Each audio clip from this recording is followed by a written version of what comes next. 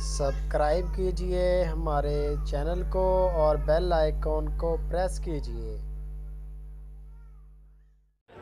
अस्सलाम वालेकुम दोस्तों, की हाल चाल है। मैं तुहाडा होस्ट मोहम्मद शाह ते अज पहुंचे असीं हासलपुर दी मंडी दे विच ते तुहानूं दिखाउने आ माशाअल्लाह इत्थों दे जानवर भी माल भी बड़ा खूबसूरत माल हैगा ते फार्मर जेह्ड़े व्यापारी वगैरह आउंदे इन्हां नाल गलबात भी कराउने आ।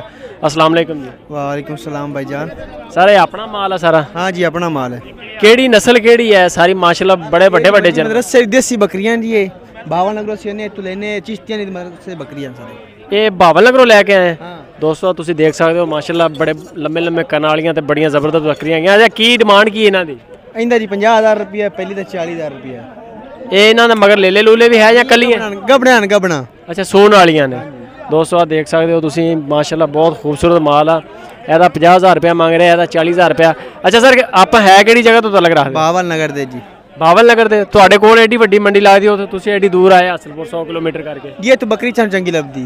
ਅੱਛਾ ਉੱਥੋਂ ਖਰੀਦ ਕੇ ਤੇ ਆਸੇ-ਪਾਸੇ ਵੇਚ ਦਿਓ? ये तू ले तो उत्थे बेचने बावल नगर। ਅੱਛਾ ਇੱਥੋਂ ਖਰੀਦ ਕੇ ਉੱਥੇ ਵੇਚ ਦਿਓ। ਨੰਬਰ ਸ਼ੰਬਰ ਦੇਣਾ ਚਾਹੁੰਦੇ ਹੋ ਤੁਹਾਡੇ ਤਾਂ ਕਿ ਤੁਹਾਡੇ ਜਿਹੜੇ ਦੋਸਤ ਲੈਣ ਵਾਲੇ ਨੇ ਮੋਬਾਈਲ ਤੇ ਤੁਹਾਡੇ ਨਾਲ ਰਾਬਤਾ ਕਰ ਲੈਣ? ले लो जी ठीक है। ਦੱਸੋ ਨੰਬਰ ਬੋਲੋ। 0304 6899 160 6699 160 107। ठीक हो गया दोस्तों, आ 160 ਇਹ ਇਹਨਾਂ ਦਾ ਨੰਬਰ ਆ। ਮਦਰਸੇ ਮੰਡੀ ਦੇ ਤੱਲੇ ਬਾਵਲ ਨਗਰ ਦੇ ਤਲਕ ਰੱਖਣ ਵਾਲੇ ਆ ਤੇ ਮਾਲ ਯਾਨੀ ਕਿ ਖਰੀਦਦੇ ਆ ਇੱਥੋਂ ਆਸੇ-ਪਾਸੋਂ ਖਰੀਦ ਕੇ ਤੇ ਉੱਥੇ ਵੀ ਲੈ ਜਾਂਦੇ ਆ, ਉਧਰੋਂ ਖਰੀਦ ਕੇ ਇੱਧਰ ਵੀ ਲੈ ਜਾਂਦੇ ਆ।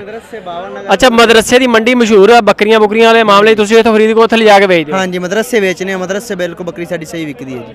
ਮਦਰਸੇ 'ਚ ਗਾਹਕ ਵੀ ਜ਼ਿਆਦਾ ਹੈ ਨਾ? हाँ जी हाँ जी। ठीक है दोस्तों, तो